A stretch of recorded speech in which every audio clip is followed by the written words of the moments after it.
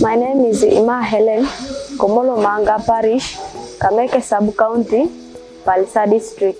Before joining Gudie Leisure Farm, I was a housewife.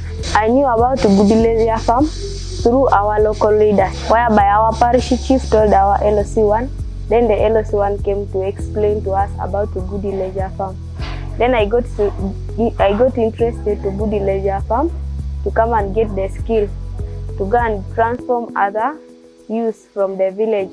I'm in Feedmill department. I've learned so many things. I've learned different machines. Like there is a feed mixer which mixes feeds after grinding. Then you take to the mixer, then the mixer mixes the feeds which are given to pigs and the poultry. In Feedmill Industry, I've learned how to roast soya beans. I've learned how to use my hands to make beads like bangles, necklaces. When I go back to my village, I commit to open up a business in Feedmill and to transform 100 youth from the village. My message to Gudie Leisure Farm is thank you for the opportunity you have given to us. We are so glad to have this opportunity.